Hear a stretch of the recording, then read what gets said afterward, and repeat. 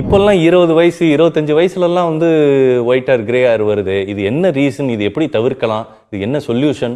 So இதோட மெயினான reason பார்த்தீங்கன்னா லைஃப் ஸ்டைல் தாங்க. அந்த காலத்தில் வந்து ஏதாவது ஒரு பொருள் வாங்கணும் அப்படின்னாலே நம்ம தாத்தா பாட்டிலாம் நடந்து கடைக்கு போய் வாங்குவாங்க. ஸோ இப்போ நம்ம என்ன பண்ணுறோம், எல்லாமே நம்மளுக்கு ஈஸி ஆகிடுச்சு இல்லையா? ஃபோன் எடுக்கிறோம், ஆர்டர் போடுறோம், 10 மினிட்ஸில் நம்ம டோர் ஸ்டெப்பில் வந்து கொடுத்துட்றாங்க. உட்காந்த இடத்துல இருந்தே நம்ம எல்லா வேலையும் வந்து பார்த்துக்குறோம்.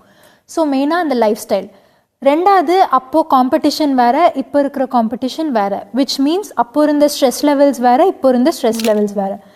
ஒயிட் ஹேர் அப்படின்றது மெயினாக வருது, அதோட மெயின் எனிமி வந்து ஸ்ட்ரெஸ்ஸு தான். ஸ்ட்ரெஸ் அதிகமாகிருச்சு, அந்த ஸ்ட்ரெஸ்ஸுக்கான ஹார்மோன் நம்ம பாடியில் வந்து அதிகமாக இருக்குது அப்படின்னாலே வந்து ஒயிட் ஹேர்ஸ் வர ஆரம்பிச்சிரும். And also improper sleeping habits, smoking, இது எல்லாமே வந்து ஒயிட் ஹேர் வரதுக்கு ரீசன்.